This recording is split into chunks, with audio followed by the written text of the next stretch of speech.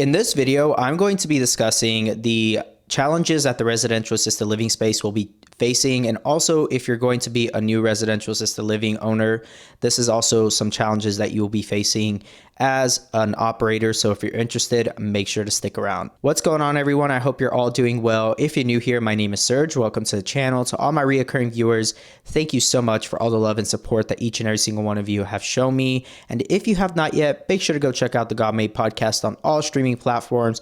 Also, feel free to go check out Legion Assisted Living Academy, and make sure if you are looking to schedule a mentorship call with myself, that link will also be down below. And also make sure to go check us out at valleyalfventures.com, and also check us out on Instagram at valleyalfventures as well. And with that being said, let's go ahead and jump into the topic of this video. Now, there's a lot of challenges that come with operating a residential assisted living, and also the challenges that will be coming down the road.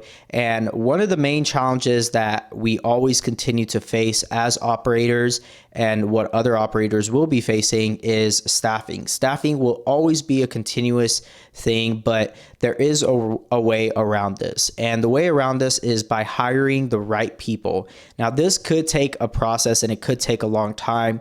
For me, when I first started, it took about almost 2 years to really find the right staff to be able to work with me and operate and make sure that they were reliable and loyal. And I made sure to really treat them well once I did find them. And the thing is, it's about the culture that you actually present in your facilities and how you operate your business. Now, if your culture isn't something that you have nailed down, that's something that will take time to cultivate. And you want to make sure that you really build on that, because you're going to be able to build something that's sustainable. You're going to be able to hire people who will be able to stay loyal to those morals and those values and the culture that you build within your business model. And that is how you truly retain some really good staff. Now, staffing is probably the biggest thing, and it's probably going to be something that I will cover in another video about how to go about finding the right staff, what to do, how to properly treat them, how to properly cultivate the culture within your business. And secondly, what I see is inflation. Inflation is going to be something that we're going to be challenged with and are being challenged with, and how to combat that. Now, I get a lot of questions about, what do you do about food prices? What do you do about supplies? Things that are going to continue to get more expensive as this inflation continues to go up. And the way we do that is by, making sure that we increase those rates. And I've talked about this in previous videos about increasing bed rates to your residents. And this is something that you can talk to the families about. They understand what is going on in the world right now that we live in, and how inflation is really impacting us. And especially when it comes to the everyday things that we will be utilizing in our care homes, such as food, utilities, supplies, just all the different things that are needed for residents. And that is something that you have to, it's not something you want to be doing, but it is something that you have to factor in, especially when you're operating and running a business.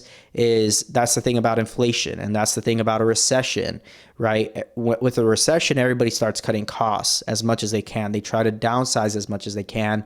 But then also with inflation, that gets passed to the end consumer or to your client. And so in this case, it would be your residents. Now, increasing those bed rates is what's going to help you stay sustainable and be able to continue to operate. Because if you are still charging rates that you were charging before 2020, and you haven't increased those by $200, $300, $400, $500 until now, your bottom dollar, your profit margin has probably decreased significantly. So you want to make sure that you are handling these bed rate increases properly, and that you're increasing them as you go. And then as you have turnover from other residents moving out or possibly passing, whatever the case may be, that you're making sure that you increase that bed rate for the next person. So let's say you have a turnover and your rate was $3,500. Well, now because of everything that's happened, now you have to increase that to $4,000, right? It's no longer your minimum is $3,500. It's now $4,000. And so you're able to do that as you're having turnover. And depending on your facility. And this is where it becomes very crucial to make sure that you're in an area that will support those kind of rates. And if you're not in an area that will support rate increases, you probably won't be in business for much longer if things keep going the way they're going within our market and within our economy, because of the fact that if people within that area cannot afford to place their loved one in your facility, they're going to end up keeping them at home. And so that's ultimately going to affect your business. So you want to make sure that when you start your residential assisted living or you're acquiring something, make sure that the surrounding facilities that are in that area, maybe it's not too saturated, but you're able to get enough comparables, which is also called comps, to be able to see if those other facilities have higher rates. Because if they do, that's a good sign for you to be able to walk in and start increasing those rates and add some more value to your business. And that is what we are being faced with right now within the residential assisted living space, is the fact that everyday things that we are providing to our residents are continuing to get more expensive. And not only that, but staffing, even just what you're paying them on an hourly rate, is increasing as well, because the cost of living is also going up. So they need to also be paid accordingly to be able to meet their daily requirements of what they need to purchase.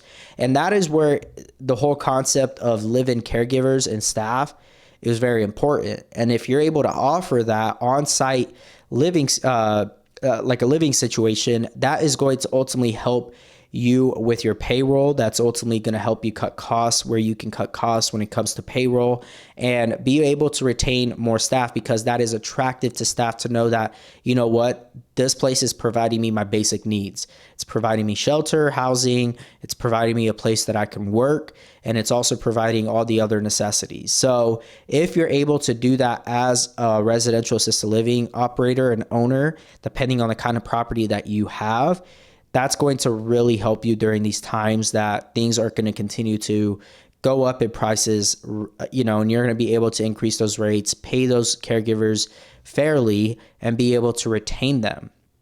Another thing that I'm noticing, which is not mainly a challenge, but it's more of something kind of a silver lining, because what is happening right now, families realize that they're having to cut costs somewhere, and they're ultimately going to be, care is going to be something that they always prioritize. So that is something that they're not going to cut out. They're not going to cut out the fact that they need to pay for mom and dad's care wherever they're at. So even though they're cutting costs on other areas of their lives, maybe from eating out, maybe subscriptions, things of that sort, as they're cutting costs, this will always remain.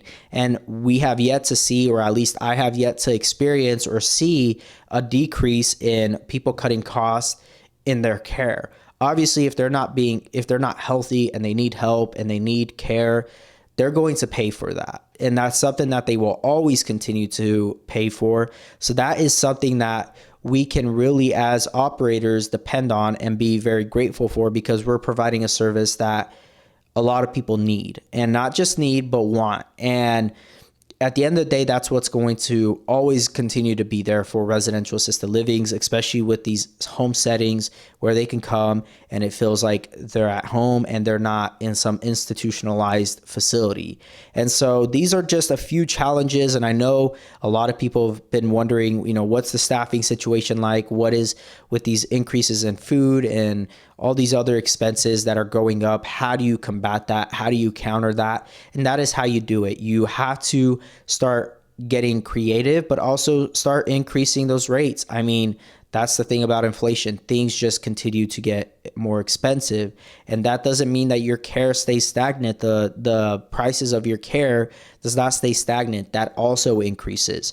So until things get a little better within the economy, that is what we will have to do as operators. And that is something families completely understand. So do not be afraid to do that when you do take over a business or a residential assisted living. Or if you are already an operator, do not be afraid to do that. Make sure you sit down with the families, give them enough notice to understand why they're having these rate increases. And so hopefully this video provided some insight and help. And if it did, make sure to hit that like button, smash that subscribe button, and go watch all these other videos above me. Make sure to go check out Legion Assisted Living Academy, and make sure to check us out at Valley ALF Ventures on Instagram, and check us out at valleyalfventures.com. And with that being said, I will talk to you all in the next one.